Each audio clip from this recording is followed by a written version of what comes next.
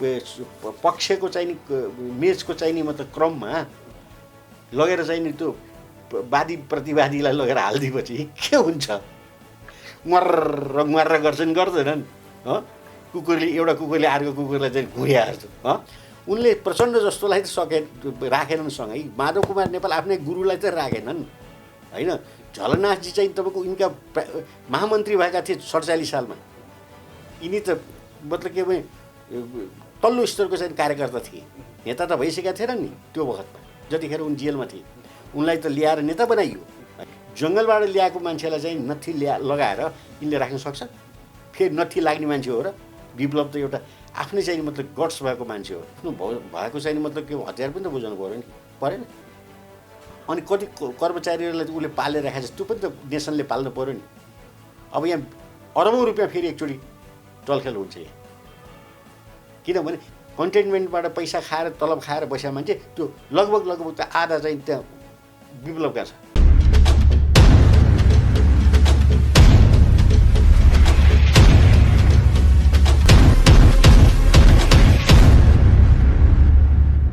राजनीतिक विश्लेषक भरजङ्गमजी हुनुहुन्छ। विशेषतः विप्लव नेतृत्वको नेकपा र सरकार बीच आज भर्खरै मात्रै 3 बुँदे सहमति भएको छ। यो सहमतिसँगै विप्लव समूह चाहिँ अब शान्तिपूर्ण राजनीतिमा फर्किएको जुन अवस्था छ, यसलाई लिएर नेपाली राजनीतिमा भनौँ विश्वभरि नै देश विदेशमा रहेका नेपालीहरूले सकारात्मक प्रतिक्रिया दिइरहेका छन् र एकदमै खुसी व्यक्त गरिरहेको जुन अवस्था छ, यो वार्ता जसरी अगाडि बढिरहेको छ, सहमति भएको छ, भोलि मात्रै विप्लव र प्रधानमन्त्री केपी शर्मा ओलीले एकै मञ्चबाट घोषणा गर्ने जुन कार्यक्रम पनि रहिरहँदाखेरि यो वार्ताले कस्तो किसिमको अर्थ राख्छ नेपाली राजनीतिमा? पछिल्लो समय जसरी राजनीतिक सङ्कट चुलिरहेको अवस्थामा यो वार्ता 3 दिनमा नै कसरी सफल हुन पुग्यो, यो विषयमा पनि कुराकानी गर्नेछौँ। सँगसँगै अरू समसामयिक विषय पनि जोड्नेछौँ। स्वागत छ। हस्, धन्यवाद, नमस्कार। विप्लवसँगको यो सहमतिलाई यहाँले कसरी हेर्नु भएको छ? अब सहमति त राम्रो हो नि, किनभने देशमा यसै द्वन्द्व चलिरहनु या मतलब एक पक्ष चाहिँ सत्तामा बस्ने, अर्को पक्षले चाहिँ जनतालाई दुःख दिने काम गर्नु त राम्रो होइन। फेरि त्यसमा पनि यो माओवादीको जो फुटेको चाहिँ नि मतलब कि विप्लव समूह हो, माओवादीबाट फुटेर बाहिर बसिरहेको, उसको टार्गेट भनेको भित्र जो शान्ति सम्झौतामा आएका माओवादीहरूको विरुद्धमा उत्रेको हो। नत्र त एउटा चाहिँ नि नेतृत्वले शान्ति मतलब के सम्झौता गरिसकेपछि सबै आउनुपर्ने थियो, उनीहरू आएनन्। अब त्यो पनि लामो समयसम्म बाहिरै बसे विप्लव। विप्लवले मतलब के भने वास्तवमा भूमिगत भएको पनि थिएन, ऊ त आफ्नो राजनीतिलाई सर्फेसमा मतलब काम गर्दै पनि थिए, तर एकाएक त्यो पार्टीलाई यिनीहरूले मतलब निषेध गरे अथवा प्रतिबन्धमा लगाए है। अब प्रतिबन्ध लगाएको पनि 2 वर्ष भइसक्यो। अब अहिले प्रतिबन्ध लगाइसकेपछि त्यो ग्रुपको मान्छेहरूलाई भटाभट समात्ने, पक्राउ गर्ने, मुद्दा चलाउने र चाहिँ नि मतलब के जेलमा कोत्ने या अब अनेक किसिमको चाहिँ क्रियाहरू पनि भइरहेको छ। अब त्यो कुराले गर्दा उनीहरू अलि रियाक्ट पनि गरेर, किनभने हाम्रै समूहबाट मतलब सत्तामा पुगेका व्यक्ति गृहमन्त्री छन्, अनि समूहको चाहिँ नि अध्यक्ष नेकपाको चाहिँ अध्यक्ष छ। अब त्यो समयमा चाहिँ नि मतलब कि उनीहरूको पार्टीलाई चाहिँ नि प्रतिबन्ध लगाउनु भन्ने कुरा त घात कुरा हो। त्यसैले उसले बाहिर बसेर विप्लवले भने नि कि हाम्रो सबैभन्दा वर्ग शत्रु भनेको प्रचण्ड नै हो, जसले हामीलाई धोका दिएर चाहिँ नि हाम्रो चाहिँ नि इच्छा विपरीत, हाम्रो चाहिँ नि मतलब लडाकुहरूको चाहिँ नि अथवा चाहिँ क्रान्तिकारीहरूको इच्छा विपरीत चाहिँ नि गएर पैसा खाएर सम्झौता गर्यो भने ठाडै चाहिँ नि मतलब के भने लान्छना त लगाएको हामीले सुनेकै हो नि है।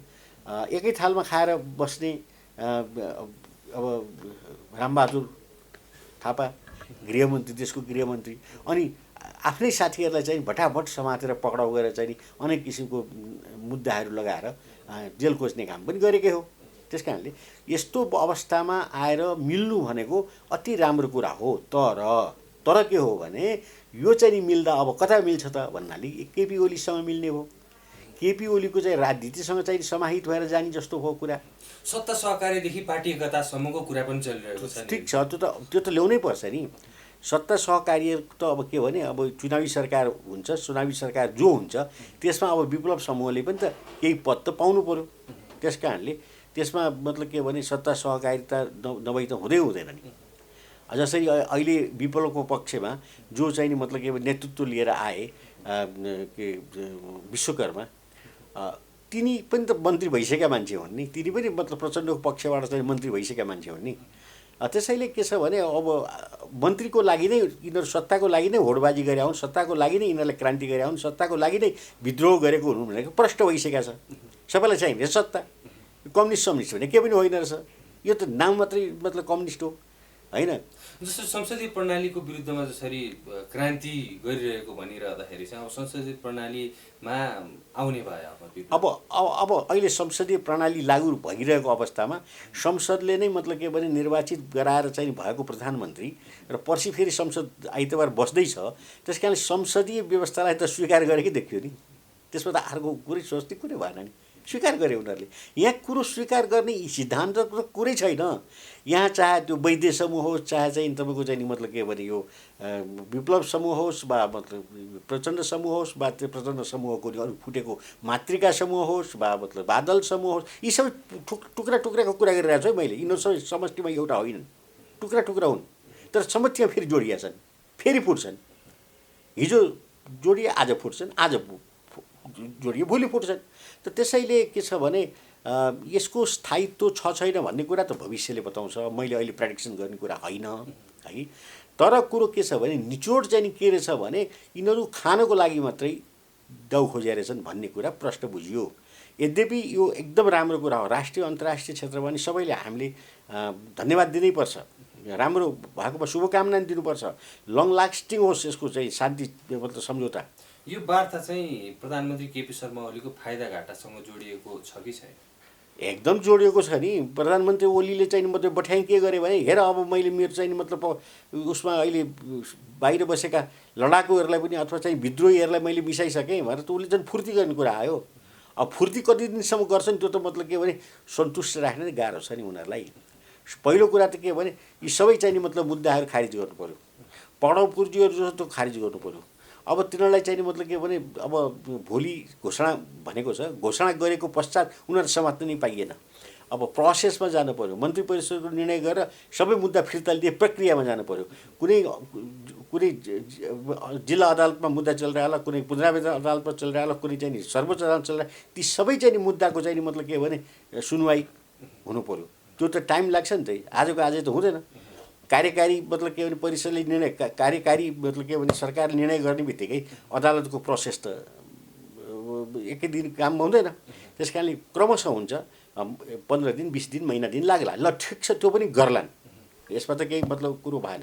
तर कुरो के छ भने जसरी चाहिँ नि मतलब के भने केपी शर्मा ओलीले आफैसँग सँगै बसेका प्रचण्डलाई त खुसी तुलाउन सकेनन् र प्रचण्ड चाहिँ छुटेर गए भने भोलि चाहिँ नि जङ्गलबाट ल्याएको चाहिँ नि मतलब के भने उसलाई के अरे विप्लवलाई टेकाउन सक्ला।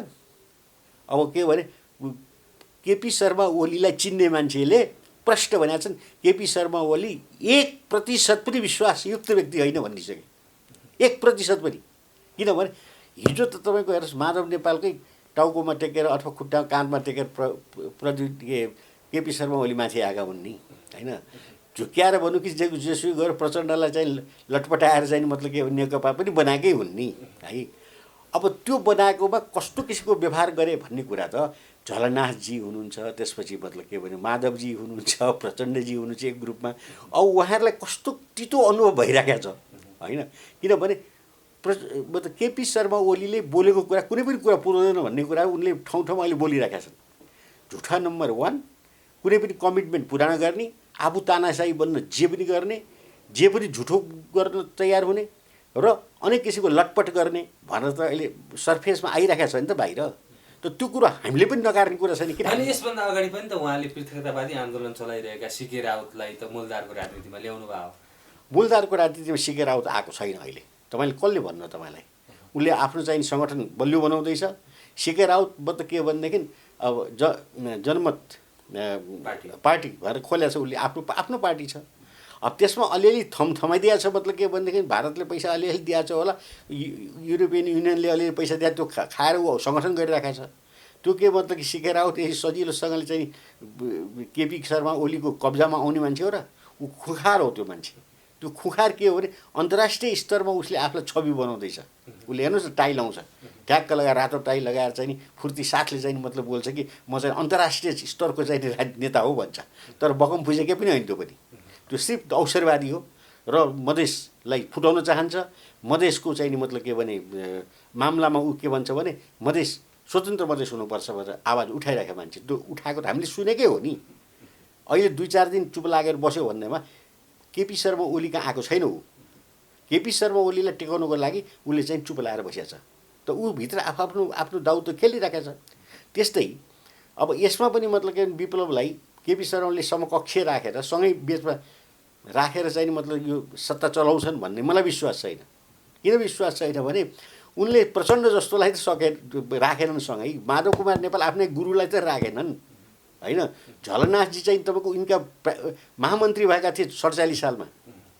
यिनी त मतलब के भने तल्लो स्तरको चाहिँ कार्यकर्ता थिए, नेता त भइसकेका थिएनन् नि त्यो वखतमा जतिखेर उनी जेलमा थिए।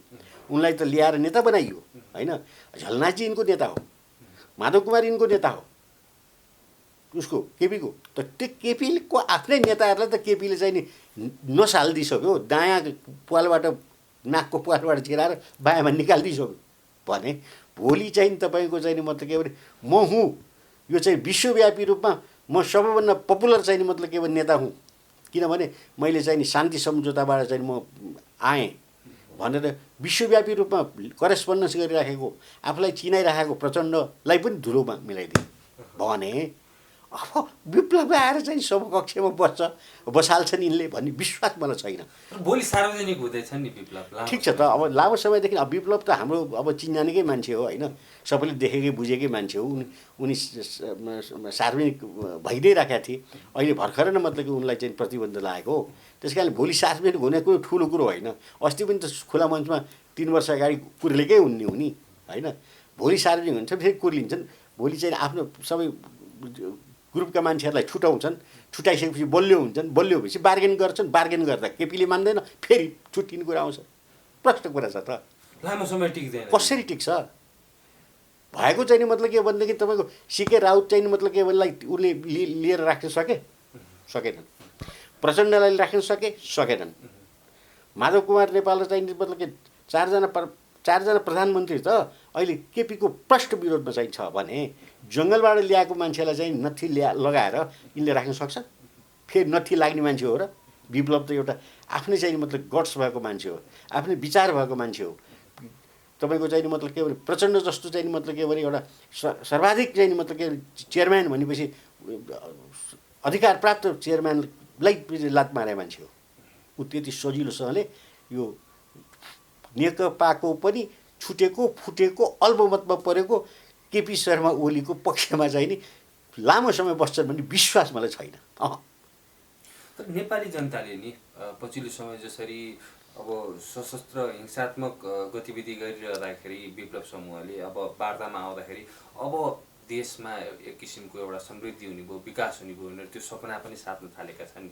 होइन, समृद्धि हुने विकास हुने अब भोलि चाहिँ मतलब के भने घोषणा आइसकेपछि उनले हात उठाएर के भनेदेखि आफ्नो भएको चाहिँ मतलब के हतियार पनि त बुझाउनु पऱ्यो नि, परेन? अनि कति कर्मचारीहरूलाई उसले पालेर राखेको छ त्यो पनि त नेसनले पाल्नु पऱ्यो नि। अब यहाँ अरबौँ रुपियाँ फेरि एकचोटि टलखेल हुन्छ यहाँ, किनभने शान्ति उसमा आएपछि ती शान्ति सेनामा आएका विद्रोहीहरूलाई खान पिउन दिनु पर्दैन अनि फेरि देशको नोक्सान हुन्छ। जस्तै मतलब के माओवादीको टाइममा नोक्सान भयो, अहिलेसम्म हिसाब मिलेको छैन। 21 अरब रुपियाँ चाहिँ लगेको छ कृष्णबहादुर महराले, त्यहाँ 4 अरब पनि खर्च भएको छैन, सबै पैसा गायब छ। भोलि त्यही किसिमको गायब हुन्छ। यो त के शोषण हुने, मतलब देश शोषित हुँदैछ, राष्ट्र शोषित हुँदैछ, जनता भुलभुलैमा पर्दैछ। यो नराम्रो कुरो हो भने राम्रो कुरो त यसको आउने चाहिँ नि मतलब के भने प्रतिक्रियाहरू त्यो तपाईँलाई मैले क्रमशः बताइदिएको। पहिलो कुरा त हतियार त छ, अहिले पनि हतियार त ठाउँ ठाउँमा पक्राउ पनि भएको छ, गोला बारुदहरू बन्दुकहरू, र त्यो अब लुकाएको हतियारलाई पनि सार्वजनिक गर्नु पर्यो। त्यसपछि उसले चाहिँ पेड नोकरहरू, पेड चाहिँ मतलब के भने क्रान्तिकारीहरू छन्, सिपाहीहरू, तिनीहरूलाई पनि त यहाँ समाहित गर्नु पऱ्यो पुरानो तरिकाले। ल समाहित गरेन उनीहरू अहिलेसम्म तलब भत्ता खाएको तलब भत्ता पनि दिनु पऱ्यो र कमसेकम 1 वर्ष 2 वर्ष अर्को काम नपाइन्छ तिनीलाई पनि मतलब काम दिनु पऱ्यो या 10 लाख रुपियाँ दिनु पऱ्यो। कति दिने, कसलाई दिने? हिजो चाहिँ तपाईँको चाहिँ नि माओवादीबाट चाहिँ पैसा खाएर कन्टेनमेन्टबाट पैसा खाएर तलब खाएर बसेका मान्छे त्यो लगभग त आधा चाहिँ त्यहाँ विप्लवका छ। अब दुईचोटि खाने भयो उनीहरूले। अनि अब फेरि तेस्रो समूह एउटा तयार हुन्छ, फेरि तेस्रोचोटि खान्छन् भन्दा त काम के भयो भने तपाईँको 52 सालपछि मात्रै यो चाहिँ कम्युनिस्ट बनाउँदा मान्छेलाई पाल्ने र यिनलाई पैसा बुझाउने राष्ट्रले, अरू के पनि होइन। हेर्नुहोस्, देख्नु भएन तपाईँले 52 सालदेखि चाहिँ तपाईँको चाहिँ यही बाबुराम भट्टराई होइन फागुन 1 गते चाहिँ तपाईँको 52 सालमा चाहिँ क्रान्ति गर्छु भनेर हिँडेको मान्छे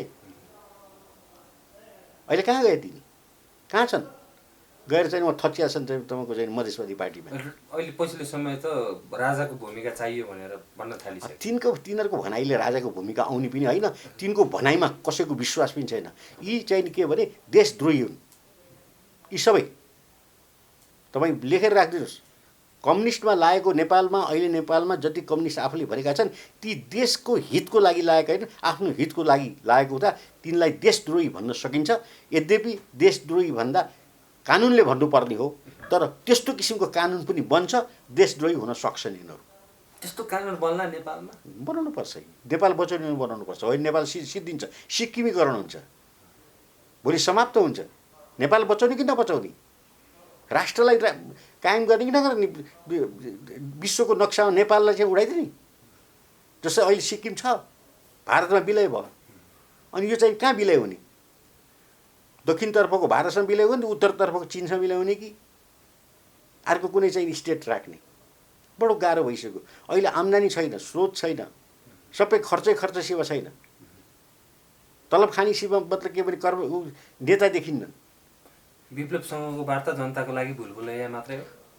राम्रो हो, भयो भने भविष्यमा के हुन्छ भन्न सकिन्न। भविष्यमा हुने कुरा त क्रमशः तपाईँलाई बताइसकेँ मैले। भोलि घोषणा गर्दैमा मक्ख पर्नुपर्ने कुरा छैन। शुभकामना छ, धन्यवाद छ, लङ लास्टिङ होस् त मैले अघि नै भनिसकेँ। तर लङ लास्टिङ किन हुँदैन भने त्यसका पछि आउने मतलब क्रमहरू यसरी आउँछन् जसले गर्दा खप्न सकिन्न कि। मैले भने नि हतियारको व्यवस्थापन अनि कार्यकर्ताको व्यवस्थापन। कार्यकर्ता भनेको लडाकु त छ नि त, त्यहाँ पनि लडाकुको व्यवस्थापन। त्यसपछि लडाकुहरूलाई चाहिँ नि खान लाउन दिनु पर्यो, राख्ने शिविर पनि चाहियो। अब ती लडाकुको फाइन्डिङ पनि गर्नु पर्यो कि तिमी पहिलेको लडाकुमा थियौ कि थिएनौ। थियो भने तिनलाई के गर्ने, थिएनन् भने के गर्ने। अब फेरि यो 12 वर्षको चाहिँ अवधिमा भएको हुनाले हुनसक्छ नयाँ लडाकु पनि आउन सक्छ। त्यतिखेर 18 वर्ष पुगेको मान्छे यतिखेर त 30 वर्ष नि भइसक्यो। अब त काम के भने गाउँमा खान नपाएपछि लडाकु हुने, अनि सरकारले चाहिँ नि प्रत्येक 10 वर्ष 12 वर्षमा समावेश गराउने, अनि तिनीहरूलाई खान पिन दिने, 10 लाख रुपियाँ दिने बाँच्नको लागि या उद्योगको लागि। यही क्रम जारी हुन्छ। विप्लव सार्वजनिक भएको भोलिपल्ट संसद बैठक छ, अपराह्न 4 बजे डाकिएको छ। कस्तो माहौल हुन्छ संसद? त तपाईँको लामो अवधिले बस्न सक्दैन, किनभने त्यो संसदको चाहिँ अब प्रक्रिया सुरु हुने बित्तिकै त्यहाँ दङ्गा फसाद हुन्छ, हुलदङ्गा हुन्छ। र अब तपाईँको चाहिँ अब सबैभन्दा अचम्मको कुरा के छ भने सत्तारूढको चाहिँ नि मतलब के भने पङ्क्तिमा गएर प्रचण्डहरू बस्नुपर्छ। अब बस्ने कि नबस्ने त्यहाँ त्यस्तै मिलाइएको छ। अग्नि मतलब के भने सापकोटाले त्यो मिलाउनै सकेनन् कि सत्तारूढको चाहिँ नि जुन क्रममा बस्नुपर्छ मेचहरू, त्यो मेचहरूमा अब गएर प्रचण्डहरू उहरू चाहिँ गएर बस्नुपर्नेमा माधव कुमार नेपालका ग्रुपहरू गएर बस्नुपर्ने कुरा हो। 70 जना छन् तिनीहरू। अनि एक आपसमा चाहिँ नि कुइना ठोक्यो भने के होला ल भन्नुहोस्?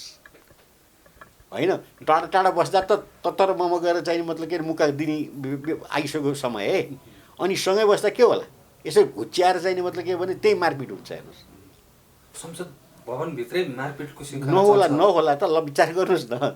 नहोस् हामी भन्छौँ, नहोला भन्नु सकिन्छ। विगतमा त कुर्सी हानाहान भाचाभाच पनि भएकै छ त भने। अब अहिले नै तपाईँ भन्नुहोस् न, सत्तारूढ चाहिँ नि मतलब के भने पक्षको चाहिँ नि मेचको चाहिँ नि मतलब क्रममा लगेर चाहिँ नि त्यो वादी प्रतिवादीलाई लगेर हालिदिएपछि के हुन्छ?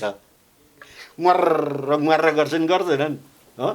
कुकुरले एउटा कुकुरले अर्को कुकुरलाई चाहिँ घुर्या जस्तो हुन्छ कि हुँदैन? हेर्न मान्छेले मन पराउँदैन, विपक्षी भएपछि टच गर्दैन, मुख हेर्दैन। अब सँगै गएर लाइन बस्नु पऱ्यो भने के होला? अब क्रमशः बस्ने हो भने ठ्याक्क चाहिँ तपाईँको चाहिँ नि मतलब के भनेदेखि मन्त्रीभन्दा अगाडि बस्छ प्रचण्डजी, बस्नै पर्छ। यो बिचमा अब शेरबहादुर देउवाले प्रधानमन्त्री बन्न म तयार छु भनेर भनिसक्नु भएको छ। अब शेरबहादुर देउवा जस्तोले भन्नु स्वाभाविक हो। तिनी पनि एउटै त्यस्तै खालका मान्छे त हुन् है। अब उनलाई त अविश्वासको प्रस्ताव कसरी आउन सक्छ? अविश्वास प्रस्ताव दर्ता भएको छ त, 5 गते दर्ता भएको छ पुसको।